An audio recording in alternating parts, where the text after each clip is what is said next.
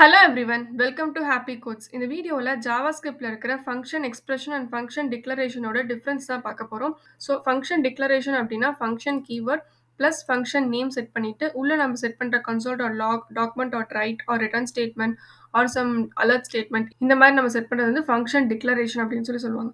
So function keyword plus function நேமில் set பண்ணுறது function declaration. Okay, so next நம்ம function கீவேர்டை வந்துட்டு ஒரு வேரியபிள் நேமில் செட் பண்ணுறது ஃபங்க்ஷன் எக்ஸ்பிரஷன்ஸ்.